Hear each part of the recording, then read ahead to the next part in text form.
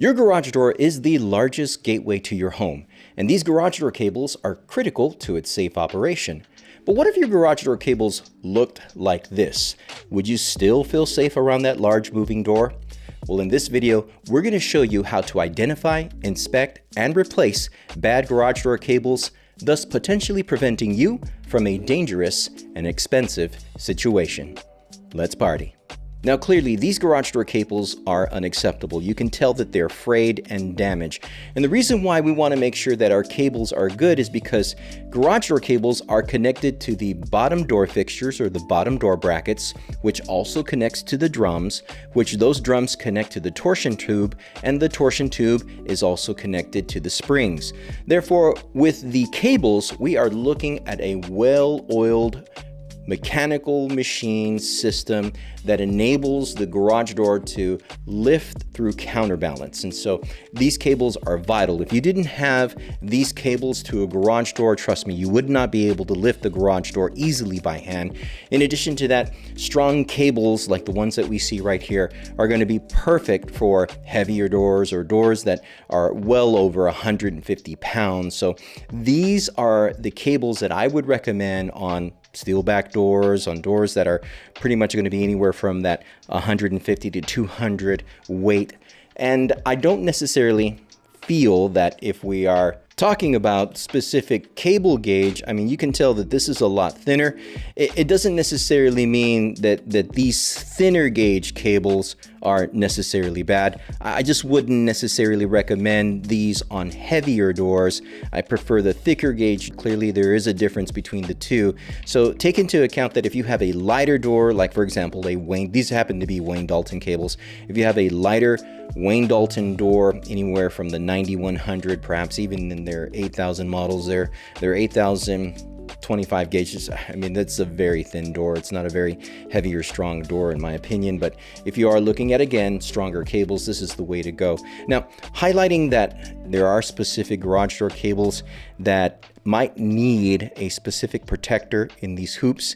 In addition to that, these hoops are a little bit larger than the ones that we see here from Wayne Dalton. So there will be a difference.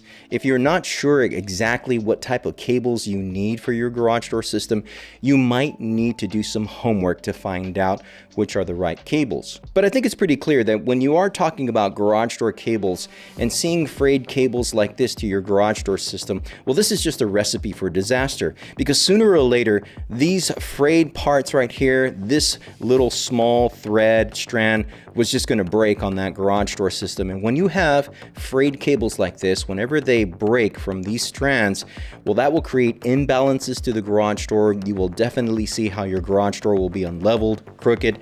There's all sorts of situations and scenarios that could be potentially dangerous for you and your family, and of course costly when you are thinking about repairs to garage door cables. In fact, in the next portion of this video, we're going to show you how we replace these specific garage door cables. So we have a Wayne Dalton 16x7 9100 model door. That's the one that feels like cardboard with a single spring. We're going to be replacing these 1 into 2 springs. Also replace the cables for them.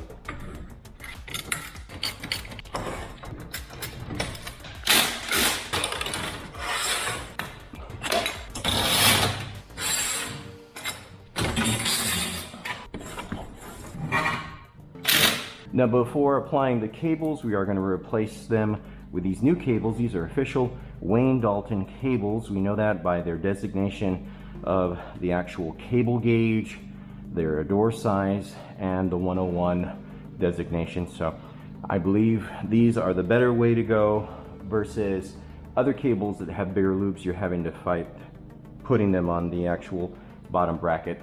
Bigger loops, cables with bigger loops on this door, you just run the risk of dealing with future issues.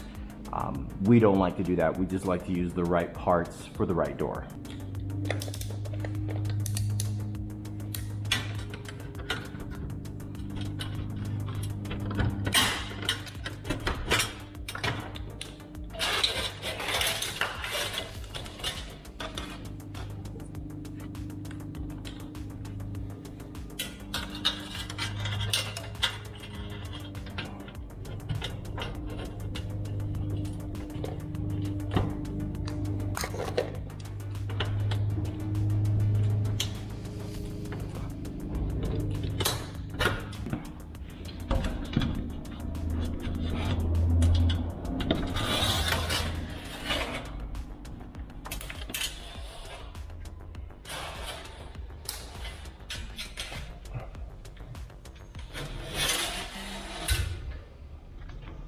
One of the challenges that I like to highlight here is that you don't want your cable to get stuck in these portions of the door.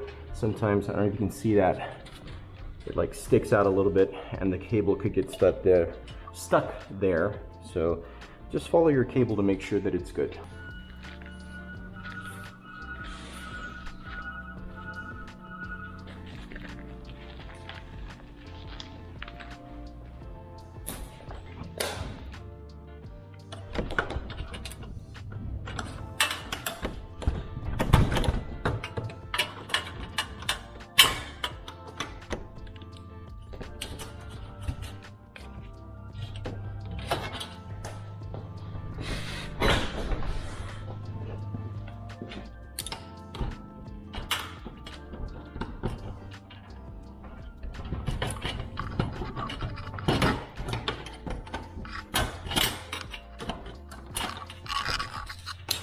Yes, good call. Look at that. Look at how that cable is fraying right there.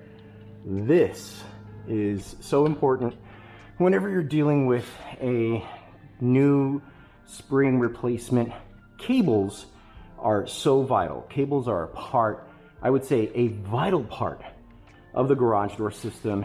And well, you can tell right there with this frayed cable, if we would have just replaced the springs and not replaced these cables, we would be back here. Not only that, but the safety implications. That is, if it was running only on these threads right here, this door could collapse, could fall on someone or something, hurt someone. Yes, just for safety, replacing the spring, I should say the cable drums, or the cables, I should say, this is the best way to go. I'm glad we're doing this for the customer because their door system is going to be a lot safer now with new cables.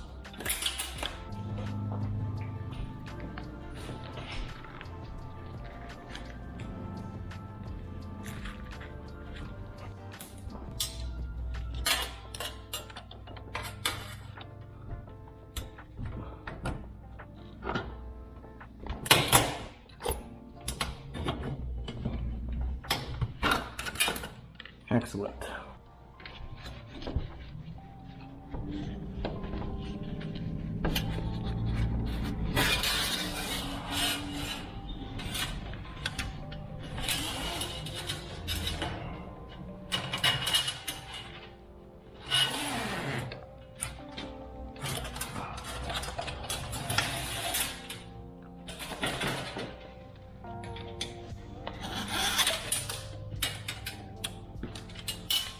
Beautiful. Now that we have our new cables on, we're going to go ahead and apply them onto the cable drums, put some tension on those springs, test the door, and we should be good to go. Okay, so now that we have tension, we're going to test the balance.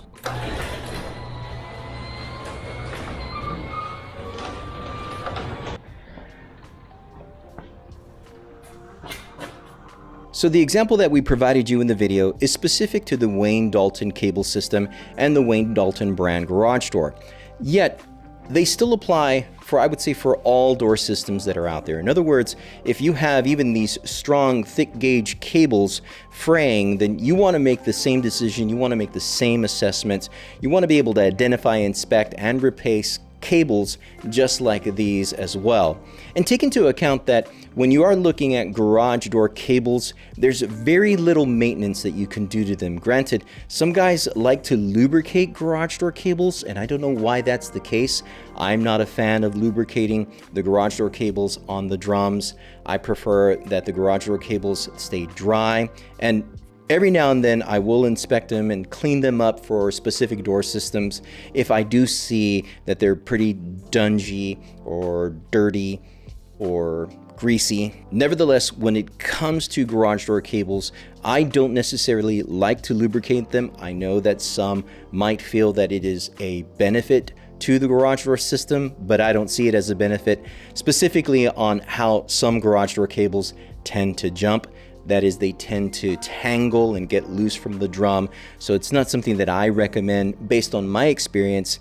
Now you can maintenance the garage door system to help the garage door cables work more efficiently. You can definitely lubricate all the moving parts. That would be the rollers, the hinges, the end bearing plates, basically any moving part to the garage door system that could easily bind. And if you have a binding garage door, well, the cables will be the first indicator of that type of binding to the door system. They're going to jump, they're going to come loose, they're going to have problems, and you'll definitely have an imbalance to your door. So when it comes to maintenance, again, think more about how you can maintain the door better to keep your garage door cables working efficiently. Now, granted, this would be a good opportunity to ask the community, have you replaced your own garage door cables? How did that go for you? Were you confident in doing so? Did you feel that it was a precarious situation? Because not only are we talking about replacing cables, in order to replace the cables, like you saw in this portion, or I should say the POV portion of the video,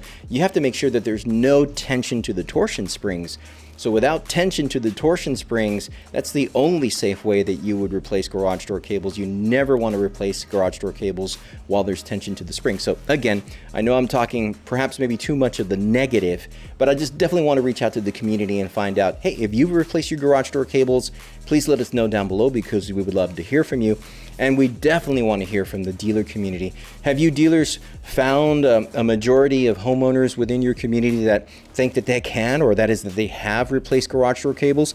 Please let us know down below. And what are some of the pro tips? What are some of the thoughts that you have with regards to replacing garage door cables? What are the things that you like to mention whenever you're dealing with garage door cables? We definitely want to hear from you as well. Now, I don't think there's probably another part to the garage door system that could be as dangerous as garage door cables. I mean, I know springs are pretty dangerous, and granted, springs can cause a number of hurt, but I think garage door cables are probably on the top list because they are literally holding up the apparatus that is the gateway to your home, the garage door, the largest moving door to your door system.